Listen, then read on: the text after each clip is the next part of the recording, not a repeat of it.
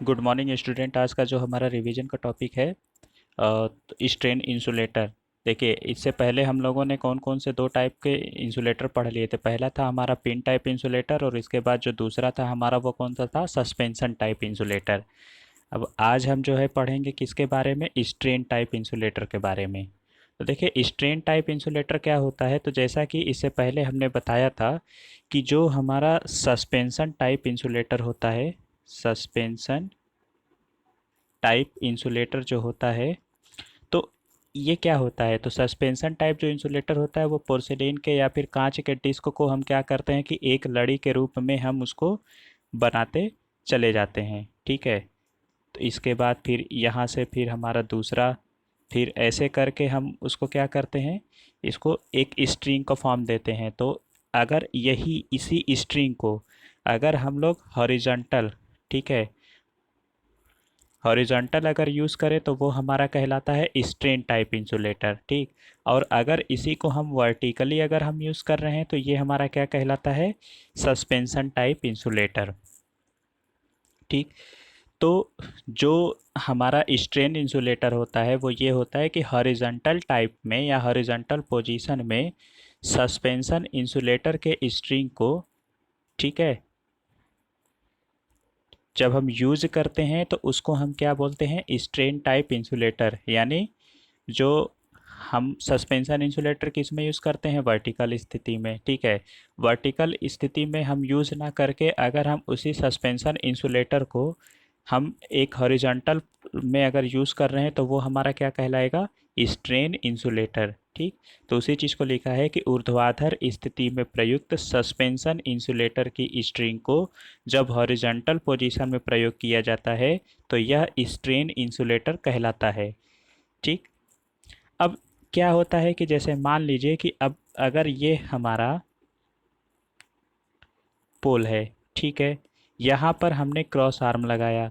अब इसके बाद हम क्या कर रहे हैं, फिर यहाँ पर जो है हम यूज़ कर रहे हैं किसका, अब मतलब स्ट्रिंग इंसुलेटर का। ठीक है। और इसी स्ट्रिंग इंसुलेटर को हमने क्या किया, हॉरिजॉन्टल पोजीशन में मतलब वर्टिकल पोजीशन में ना लगा करके हम क्या कर रहे हैं, हम वर्टिकल में लगा करके हम हॉरिजॉन्टल पोजीशन में हम इसको लगा रहे हैं। ठीक है। अब ये हमारा स्ट्रेन हो गया। अब इसके बाद फिर हमने यहाँ से एक कंडक्टर लेके गए। ठीक। इसके बाद फिर से हमने क्या किया कि यहाँ पर हम फिर इसको इंसुलेटर लगाएंगे, फिर इसको हम क्रॉस आर्म की सहायता से क्या करते हैं, इसके बांध देते हैं। तो देखिए क्या होता है कि इस कंडक्टर के वेट के कारण, है ना, जो हमारा ये स्ट्रिंग मतलब जो ये स्ट्रेन इंसुलेटर है, ये क्या है कि यहाँ क्रॉस आर्म से भी बंधा है और इधर जो है कि इस कंडक्टर से बंधा है। ठीक है। ये हमारा क्या है, कंडक्टर। तो इसमें क्या होता है कि इसके दोनों टर्मिनल्स पर टेंशन होता है, मतलब तनाव होता है। ठीक है। तो इसी कारण से इस इंसुलेटर को हम एक और नाम से जानते हैं, किस नाम से, टेंशन इंसुलेटर के नाम से भी जानते हैं। ठीक। क्यों, क्योंकि इसके दोनों सिरों पर क्या होता है, तनाव होता है। तो इसी तनाव के कारण से इसको हम किस नाम से और जानते हैं, टेंशन इंसुलेटर को। तो इसी को लिखा है कि इसे टेंशन इंसुलेटर या फिर स्ट्रेन इंसुलेटर भी कहा जाता है। ठीक है। अब क्या होता है कि जो हमारा ये स्ट्रेन टाइप इंसुलेटर है, तो जो हमारा ये स्ट्रेन टाइप इंसुलेटर है इसका यूज़ हम किस में करते हैं, हाई वोल्टेज के ओवरहेड लाइन कंडक्टर में हम इसका यूज़ करते हैं। ठीक है। हाई वोल्टेज डिस्ट्रीब्यूशन सिस्टम हो गया या फिर हाई वोल्टेज ट्रांसमिशन सिस्टम हो गया, तो उसमें हम जो है इसका यूज़ करते हैं। अब इसमें देखिए क्या होता है कि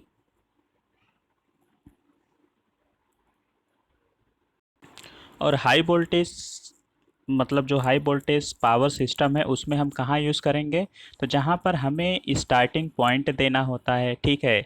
या फिर जहाँ पर हमें टर्मिनेटिंग पॉइंट देना होता है, या फिर हम जो है कि एंड पॉइंट्स पर या डेविएशन पॉइंट्स पर हम इनका यूज़ करते हैं। कहाँ कहाँ यूज़ करते हैं, हम जो इनका यूज़ करते हैं स्टार्टिंग पॉइंट पर, टर्मिनेटिंग पॉइंट पर, एंड पॉइंट पर और डेविएशन पॉइंट पर हम इसका यूज़ करते हैं। ठीक है, इसके अलावा जो है हम लोग इनका प्रयोग नदी हो गया, नहर हो गए, नाले हो गए, तालाब हो गए, पठार हो गया, पर्वत हो गया, घाटी हो गया, इन सब जगहों को पार करने के लिए भी हम क्या करते हैं कि इसमें हम इसका यूज़ करते हैं। ठीक है, और इसमें क्या होता है कि देखिए हाई टेंशन, अब कभी कभी आप लोगों ने देखा होगा कि दो पैरेलल जो है कि स्ट्रेन इंसुलेटर का हम लोग यूज़ करते हैं। तो बेसिकली उसका क्यों होता है, तो क्या होता है कि टेंसाइल फोर्स को, मतलब जहाँ पर मैक्सिमम टेंसाइल फोर्स होता है तो वहाँ पर हम लोग क्या करते हैं, दो या दो से अधिक स्ट्रिंग को पैरेलल में कनेक्ट करके, मतलब ये क्या हो गया, इसको हम लोग जो यूज़ करते हैं बेसिकली, जैसे एक हमारा इधर से कुछ ऐसे हो गया, इसके बाद फिर दूसरी ही पैरेलल टाइप का हम इसको बना करके हम इस टाइप का यूज़ करते हैं, और यहाँ से हमने इसको ऐसे लगा दिया और ये हमारा कनेक्ट हो गया कहाँ पर, क्रॉस आर्म पर, और ये इधर से हम कनेक्ट कर देते हैं क्या चीज़, कंडक्टर। तो इसमें क्या होता है, मतलब इस ऐसे करने से क्या होगा कि जो टेंसाइल फोर्स होगा, जहाँ पर मैक्सिमम टेंसाइल फोर्स होता है वहाँ पर हम इसको दो पैरेलल पार्ट में कनेक्ट करके हम उसको लगा देते हैं, जिससे जो टेंसाइल फोर्स होगा वो क्या हो जाएगा, रिड्यूस हो जाएगा, मिनिमम हो जाएगा, क्योंकि यहाँ पे जो फोर्सेस हो जाएंगे वो आपस में क्या हो जाएंगे, डिस्ट्रीब्यूट हो जाएंगे। ठीक है, तो ये है क्या चीज़, स्ट्रेन टाइप इंसुलेटर। अब मुझे उम्मीद है कि ये आप लोगों को समझ में आ गया होगा। अब नेक्स्ट है हमारा सैकल इंसुलेटर, जिसको हम लोग क्या बोलते हैं, निगड़ या रेल टाइप का इंसुलेटर। तो देखिए इसका जो यूज़, मतलब इसका जो कंस्ट्रक्शन होता है बेसिकली एक चरखी के टाइप का होता है। ठीक है, इसका जो, मतलब इसका जो कंस्ट्रक्शन होता है एक चरखी का टाइप का होता है। देखिए जिसमें क्या होता है, एक ये पोर्शन जो हमें दिखाई दे रहा है इसको हम कहते हैं एक डी ब्रैकेट, इसको हम क्या कहते हैं, डी ब्रैकेट के। ठीक है, और ये चीज़ हमारा एक रील है, रील का मतलब हो गया घिरनी, और इसके बाद ये जो बना होता है वो किसका बना होता है, ये पोर्सिलेन का बना होता है। ठीक है, तो पोर्सिलेन से हम लोग क्या करते हैं कि एक सेकल यानी उससे एक घिरनी घिरनी होता है, जिसको हम लोग क्या करते हैं कि एक डी ब्रैकेट से उसको कस देते हैं, और ये जो यहाँ पर होल है इस होल को हम लोग क्या करते हैं, क्रॉस आर्म पर फिट करते हैं। ठीक है, और इसके बाद हम इसमें से कंडक्टर को क्या करते हैं, ऐसा ले करके जाते हैं। आप लोग देखे होंगे ये जैसा कि एक जो पतंग उड़ाने के लिए रील नहीं यूज़ होता है, तो उस टाइप का जो है कि ये इसका कंस्ट्रक्शन होता है। तो देखिए क्या होता है ये, कि यह जो है कि यह इंसुलेटर पोर्सिलेन से बना होता है। ठीक है, जिसको हम लोग क्या कहते हैं, या तो चरखी, फिर रील, या साइकिल, मतलब पास टाइप का मतलब क्या हो गया कि ये जो है कि एक प्रकार का लूप बना रहा है। ठीक है, तो इसलिए इसको पास कहा जाता है। तो इसको और किस नाम से जानते हैं, चर पास हो गया, चरखी हो गया, रील हो गया, ये इन सब के नाम से इसको जानते हैं। अब देखिए क्या होता है कि इसे बोल्ट के द्वारा क्रॉस आर्म पर या डी ब्रैकेट के द्वारा उसको जो है कि हम लोग खंभे पर क्या करते हैं, उसको ऊर्ध्वाधर स्थिति में या फिर क्षैतिज स्थिति में या फिर किसी एंगल पर हम लोग उसको फिट करते हैं।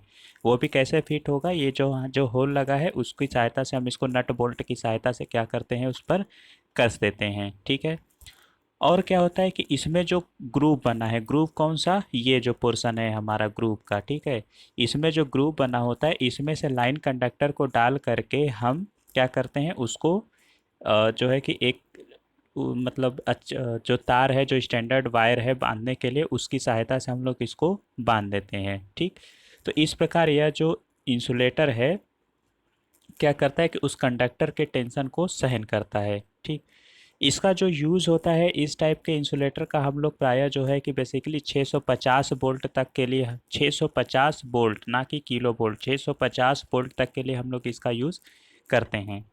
तो यहाँ पे आप लोगों ने लिखा है कि देखिए जो हमारा सेकल इंसुलेटर होता है, इंसुलेटिंग मटेरियल पोर्सिलेन का बना होता है।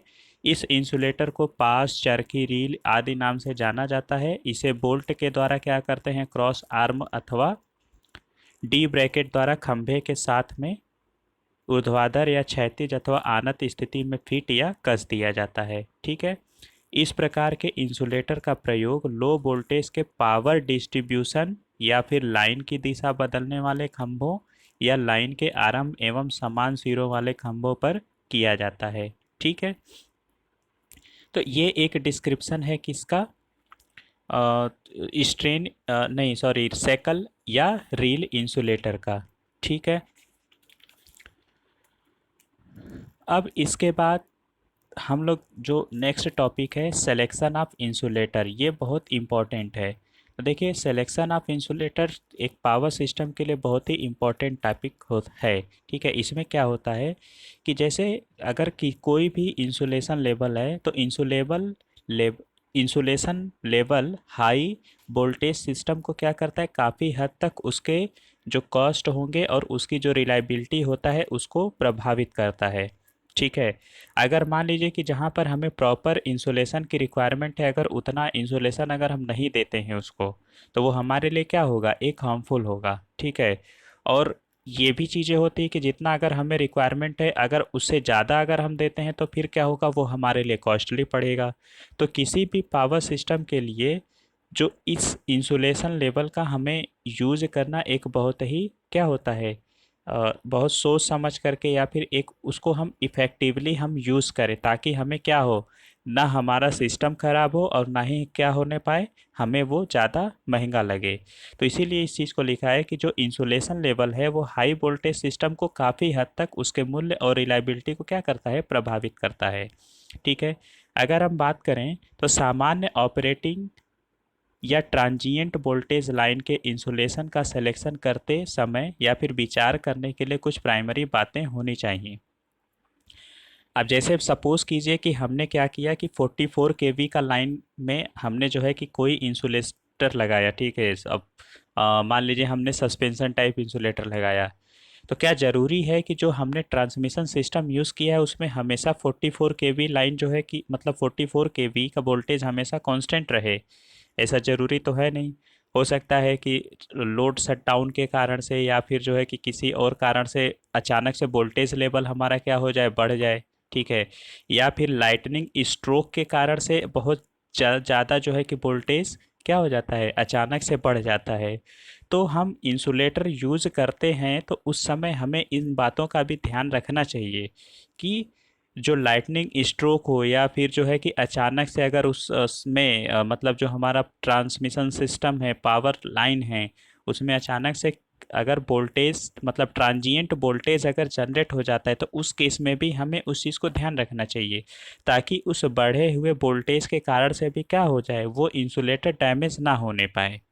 ठीक है, तो उसके लिए भी कुछ बहुत सारी जो है कि कुछ प्राइमरी बातें होती हैं, उसके लिए भी हम लोग ध्यान में रखते हैं। क्या चीज़, कि जो हमारा ट्रांजिएंट वोल्टेज है वो स्विचिंग और लाइटनिंग को सम्मिलित करता है। ठीक, जिसका मान नॉर्मल वोल्टेज से लगभग 2.5 से 3 गुना हो सकता है। ठीक है, तो यानी कि हम जो इंसुलेटर यूज़ करेंगे उस इस बात को क्या करेंगे, ध्यान में रखेंगे, जो कि 230 केवी के इंसुलेशन से अधिक होता है। ठीक है, और 230 केवी से अधिक लाइनों पर लाइटनिंग एक बड़ी घटना होती है ना। मतलब 230 केवी से अगर हम ऊपर जा रहे हैं तो उस केस में लाइटनिंग क्या होगा, एक उसका एक घटना होता है, मतलब ऐसा जनरली होता है लाइटनिंग का। तो इस प्रकार इंसुलेटर का सिलेक्शन इस प्रकार से करते हैं, क्या चीज़ देखिए, इस प्रकार इंसुलेटर का सिलेक्शन इस प्रकार से करते हैं कि यह सभी प्रकार की अचानक होने वाली घटना को क्या कर सके, सह सके और हमें लॉसेस से बचा सके। ठीक है, यही चीज़ सबसे इम्पॉर्टेंट है कि क्या होता है कि ट्रांजिएंट वोल्टेज के केस में जो हमारा नॉर्मल वोल्टेज होता है वो कितना गुना ज़्यादा होता है, 2.5 से 3 गुना ज़्यादा होता है। और इस केस में क्या होता है कि अगर हम जैसे 230 केवी से अगर ऊपर जाएंगे तो वहाँ पर क्या होगा, लाइटनिंग एक इसकी एक जन सामान्य घटना हो जाएगी। तो इसलिए हम क्या करते हैं कि जो इंसुलेशन का इस प्रकार से सिलेक्शन करते हैं कि ये सब होने वाली घटनाओं को क्या कर सके, वो सह सके और इसके बाद वो क्या करे कि अ, हमें लॉसेस से बचा सके। ठीक है, तो स्टूडेंट आज के लिए इतना ही। कल हम जो है देखेंगे किसके बारे में, स्ट्रिंग इफ़िशियंसी के बारे में, जो कि एक बहुत इम्पोर्टेंट टॉपिक है। ठीक है। Okay, thank you.